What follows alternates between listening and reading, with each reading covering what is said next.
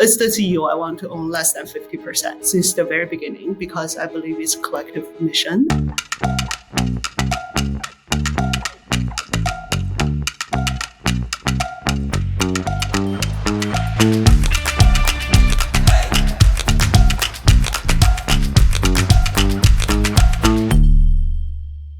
Welcome to this week's As Unexpected podcast, when we talk to C-suite executives, entrepreneurs, and philanthropists about how they lead into the future when the future generally goes as unexpected. I'm Scott Marshall, your host, and my own professional experience has made me a believer that it's not how you show up when all goes as planned, but it is how you show up when things go as unplanned. Given all of their experiences, each of our guests has become very attuned to the fact that the future is not to be predicted. My hope is that this podcast can help all of you become better leaders by building the core leadership capabilities for leading in an uncertain world. Welcome back, listeners, to the As Unexpected podcast. You're going to love my guest for this episode. I just want to introduce her right away. This is Xuan Zhao, who has this fascinating background, is doing amazing work. Xuan, can I turn it over to you to introduce yourself to our listeners? Absolutely.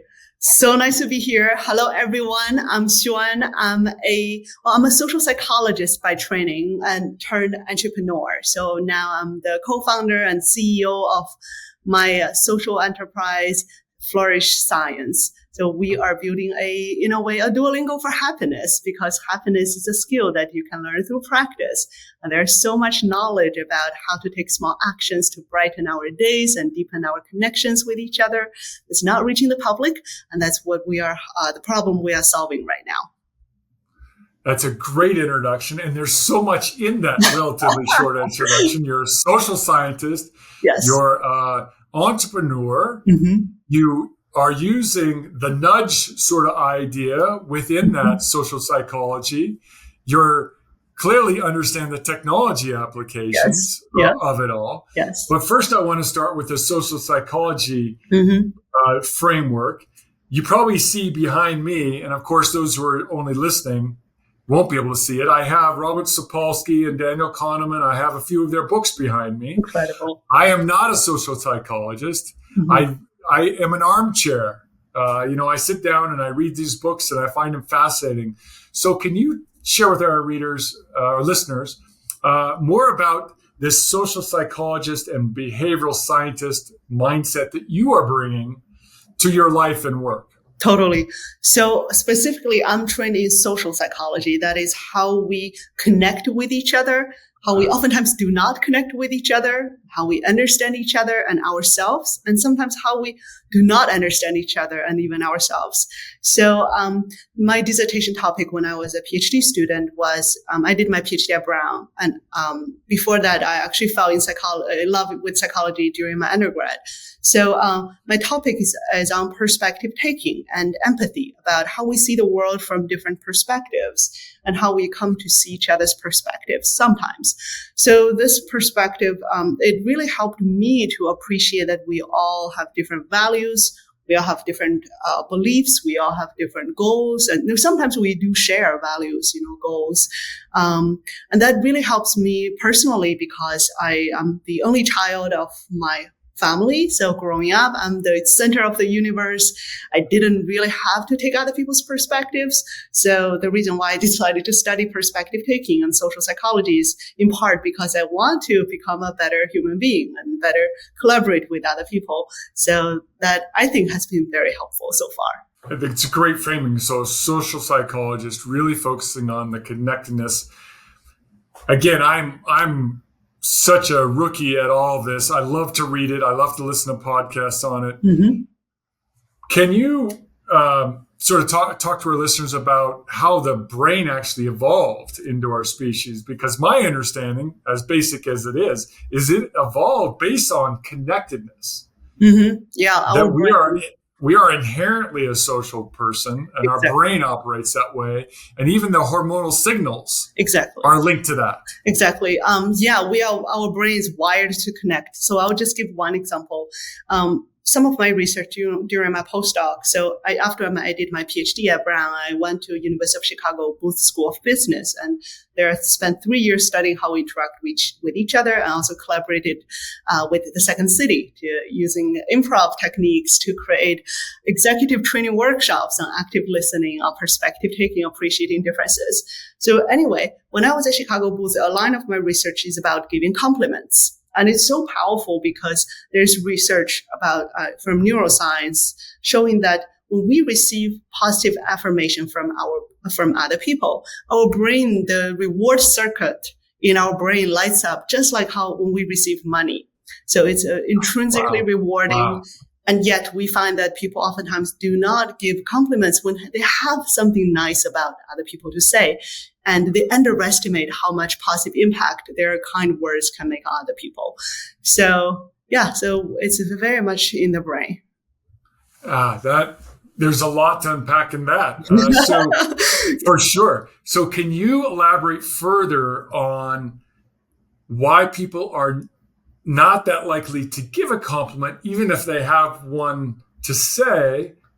Is it just not believing it will have an impact, or not believing it will be well received, or what is going on in that sort of interconnectedness? Totally. It's often a host of different reasons. For example, you might be thinking that, that person might already know it. You're such a wealth. Yes, for example, you're such a thoughtful host, right? You give me a list of other things I should prepare. Apparently a lot of efforts and also experience went into it. And I never told you I really appreciate that, right? Like it's actually, I was very impressed, but I didn't say anything. See, maybe now I'm introspecting. Why didn't I say it? Or one, probably I thought you already know this. You have been doing this for a while. Other people might have told you that. I hope other people did, because otherwise I'd be feeling really bad right now. And also maybe I am busy and I was thinking that maybe I'll do it later and I forget. Or it could be you are busy. I'm like, this might not be a good timing. I'm sure you're busy. I don't want to add another email in your inbox. So there could be lots of reasons. And of course, we talked about we underestimate how much other people might appreciate. That can also contribute to not taking action.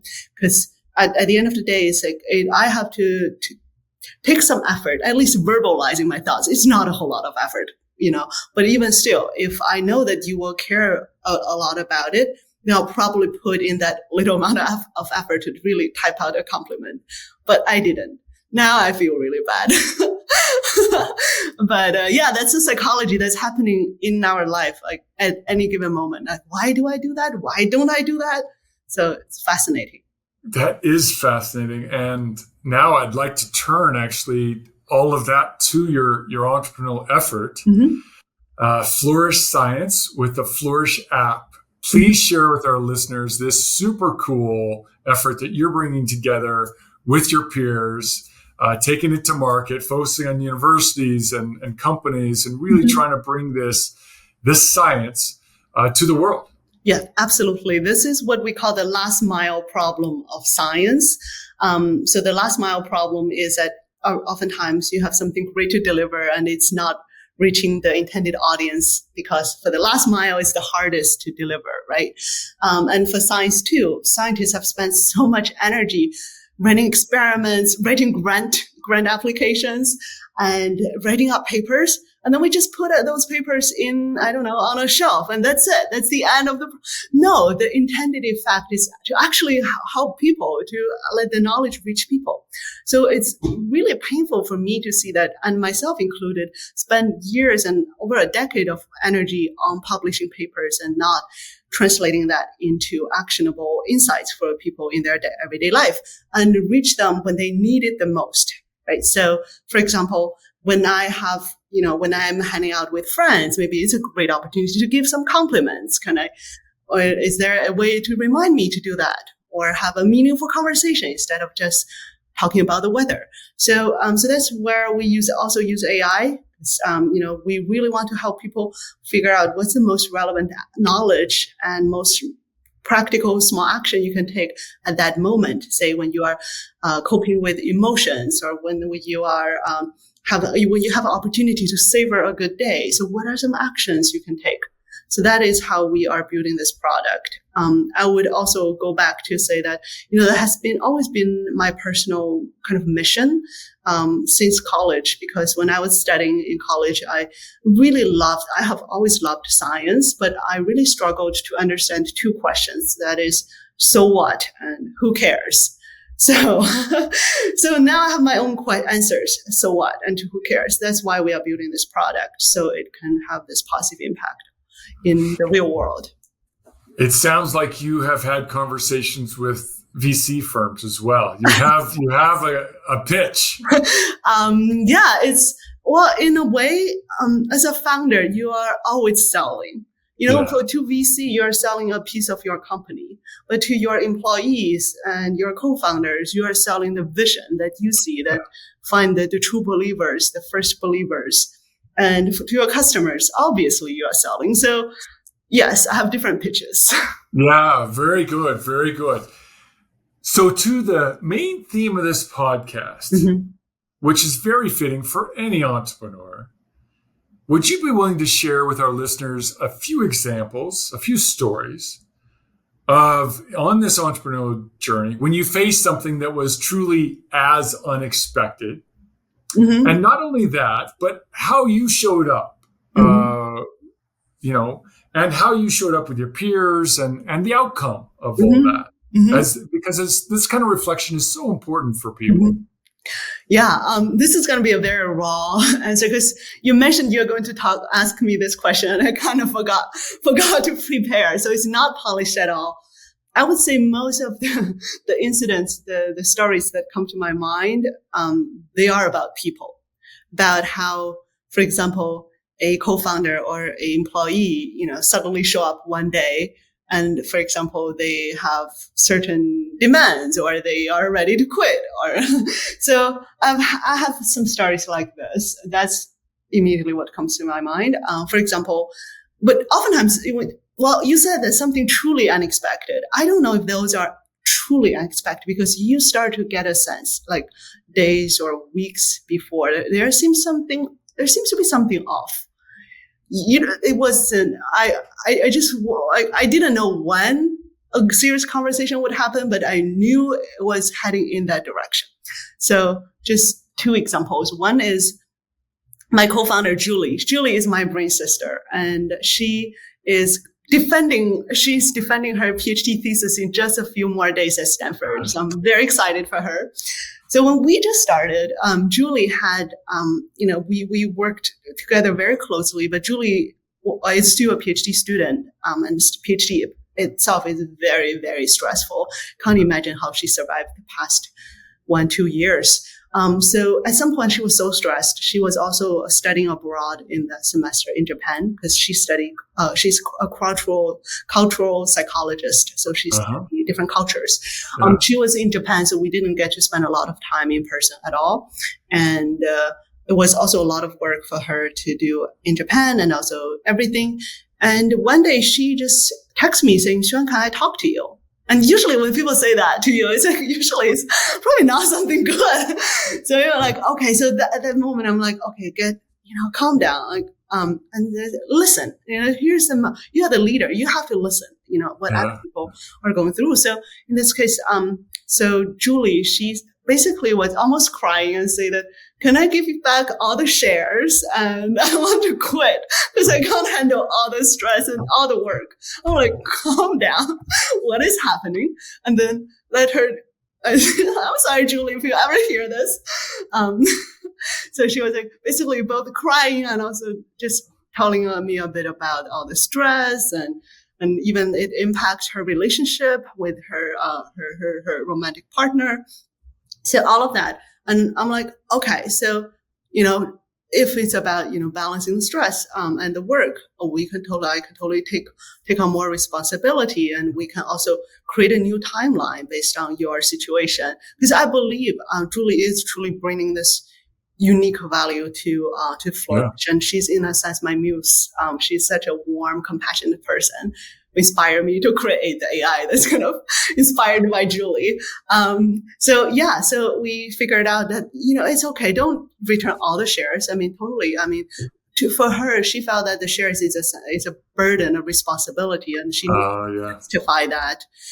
So I'm like, okay, it's okay. We'll give you less shares. We'll adjust, but please, this is our shared mission, and you don't have to walk away as a way to just preserve your energy. And so she took, basically, I think, I don't remember exactly, but she probably took 2 weeks off or just an entire month off, probably an entire month. And with that, we also understand, really sometimes you cannot sacrifice her PhD work for the work we do together. So in the past 2 months, as she's getting ready for the PhD work, I try not to bother her at all. Maybe at most 1 hour a week, just, some paperwork and stuff. But, so that's how we resolved it. All the co-founders have moments like this.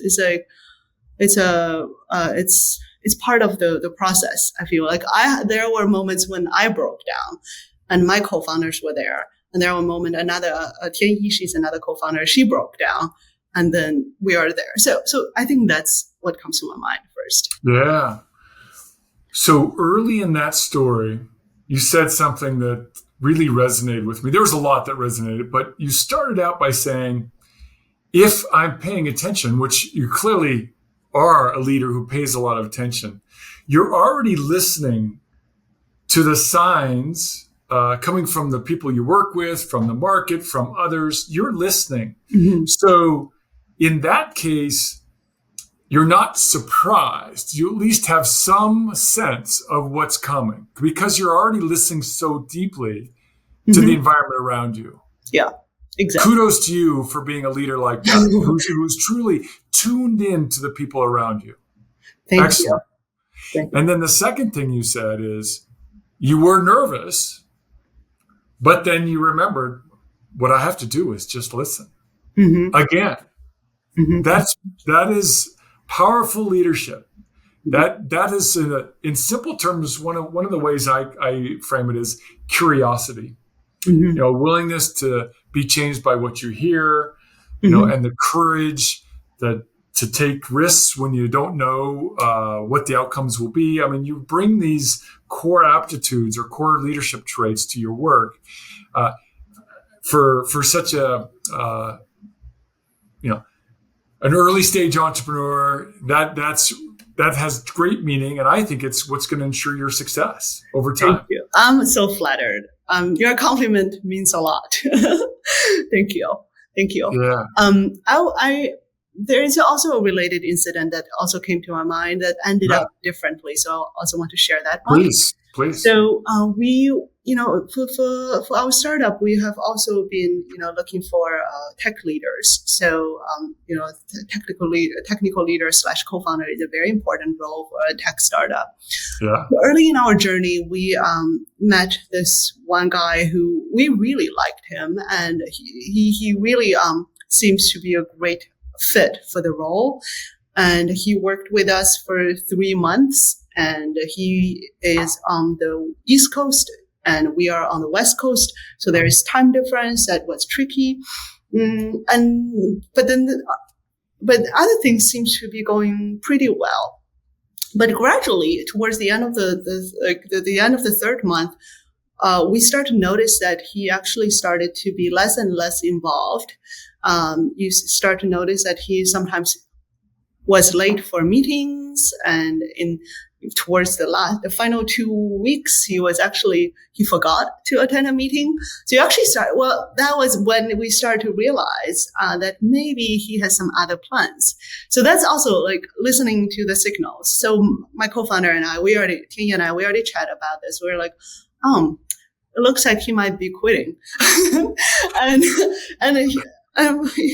lo and behold, on Monday, during the last week, he was mentioning, he texted us a very long message saying that he has thought long and hard about his future. He decided that he wants to actually create his own nonprofit, and he wants to create a maker space. So he's done with tech, and he has found something else he's passionate about. It didn't really surprise us. We were not exactly happy because we had only 1 hour to do the ramp down. But he was really good. He recorded all the kind of provided a walkthrough of all the different videos. Also, we didn't even try, like Julie is different. Julie is my co-founder, my soulmate, and my brainmate. She's part of the reason why Flourish exists. But this person, 3 months, it's okay. It didn't work out. We understand, respect his decision. We didn't really try to say, hey, calm down. Let's work this. We already have a decision that it's okay if you walk away. Right. Not the best fit. Let's find someone who's local here. So at least for a co-founder, so we can actually build up the trust and this kind of collaboration. Right. So I think that's also something a bit. Yeah, I just mentioned that we were not exactly happy on that Monday because we were hoping that he would say maybe 2 weeks, but we figured out one way to just finish everything within 1 week. So. Yeah, so it does sound like there were a couple as unexpected moments in there. First of all, this person hasn't been around that long. He hasn't. And so you invest a fair amount of time to search and vet and hire someone. It's generally unexpected that someone would only last 3 months, that they would go through the process, agree, sign up, work with you. Yep. And then within 3 months, they're like, oh, I actually wanted to do this other thing. Yep. That's pretty unexpected. But then you start to see the signs, right? Yeah. I mean, it is expected to be a trial period. So in that sense, it's not totally out of blue. Yeah, fair enough, yeah. This episode of As Unexpected is sponsored in part by Semester at Sea, a study abroad program for college students and adults on career breaks, sabbaticals, or retired, interested in learning and exploring the world together. Learn more about the Lifelong Learner program at www.semesteratSea.org. Xuan, this is a great transition point, and sometimes in my podcasts, I like to do something that's a bit unusual for a podcast, I suppose. I like to pull out a poem that I really enjoy, particularly things from young Pueblo, who's one of my favorite poets these days. And in one of his books in the trilogy, the book is called Clarity and Connection. There's a very short poem here. I'd love to read it to you. I would love to. And just have your honest, authentic response for our listeners. Yes, I have not read the poem, so it will be very authentic and spontaneous. Okay. Here we go. Ready? Yes. Know your source of rejuvenation. The amount of solitude you need to feel fresh again. The activities that strengthen your creativity. The people who light up your spirit. I immediately have my answers. Should we go line by line? Are those 4 questions? No, you just I will reread any part of it if you like, but I'd love to hear your response just from the gestalt of that particular poem. My first reaction is nature. Nature, really great way to rejuvenate. In Flourish, we also have this exercise called nature walk.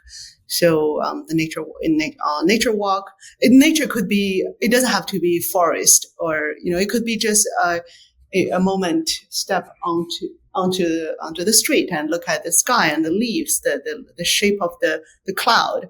It doesn't have to be a nature capital letter N, I suppose.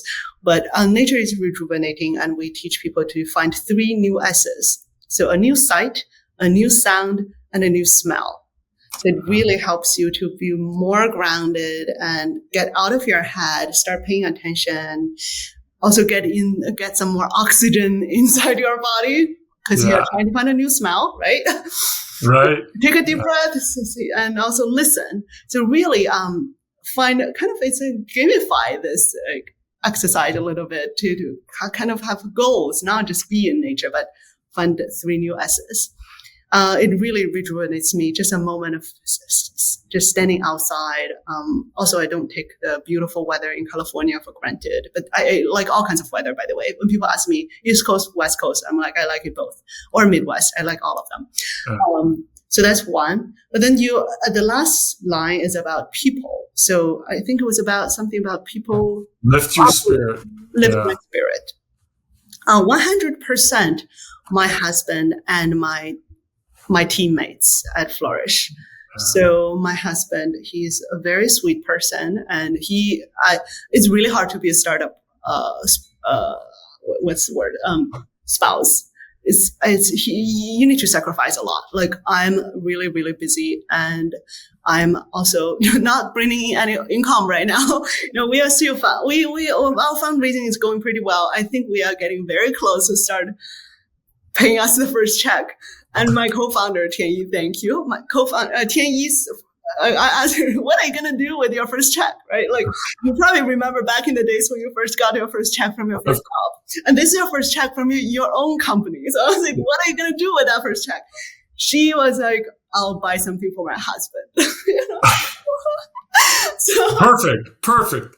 So the husbands, they made such sacrifice. We have 3 female co-founders. So the husbands and fiance, Julie, she's getting married very soon. Made such sacrifice to support us, and the family income and also health insurance. Right. Yeah. Yeah, I don't take any of that for granted. And my Jeremiah certainly lift me up.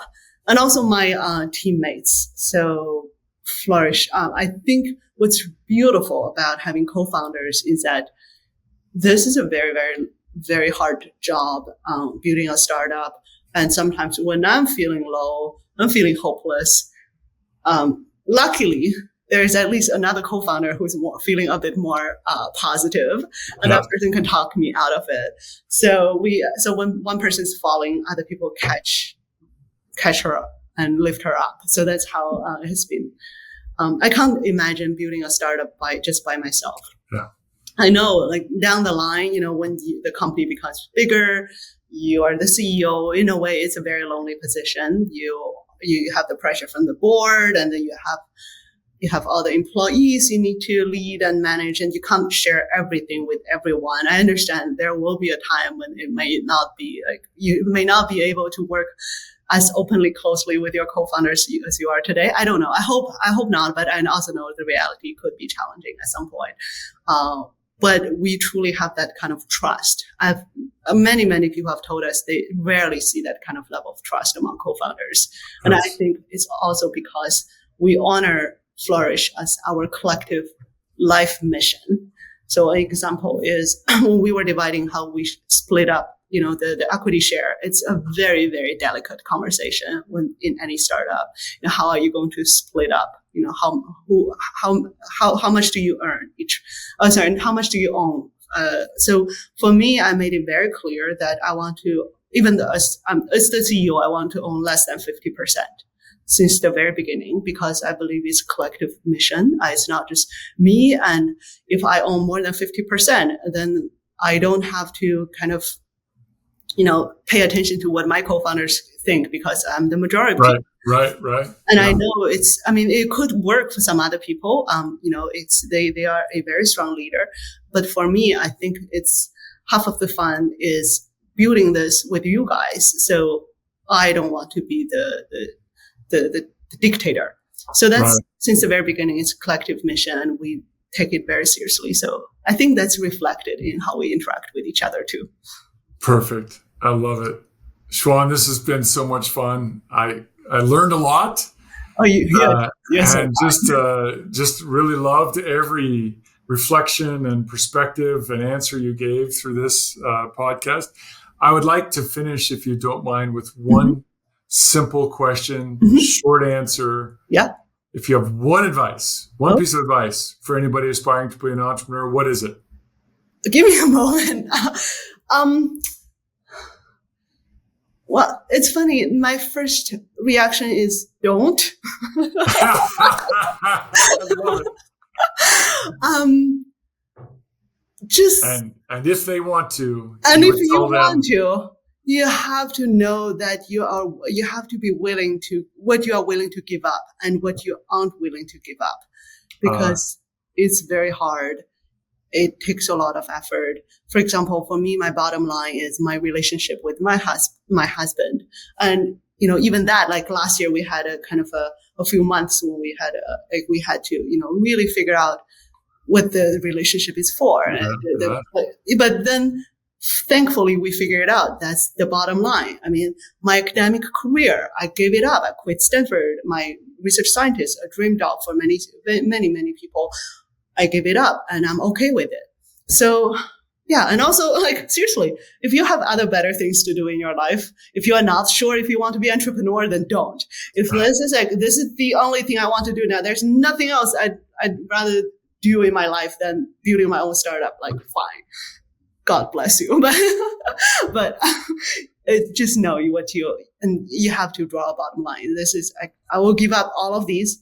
This is the thing that I won't give up. Like, for example, another example, we don't have children. And I'm willingly defer my time to have my child, my family, because I know raising a startup is a lot of work. I'm not saying that other people shouldn't be, having their children and having a startup. I know plenty strong women founders who do that. It's totally okay. I just don't think I can do it. So that's my personal choice. And I don't have we don't own a house, so we don't have to deal with mortgage. That gives you less financial stress. So really just anything that I don't absolutely need, I'm willing to give them up so that we can create a strong foundation, like a strong startup. That's a great answer. I might sum it up. Don't do it.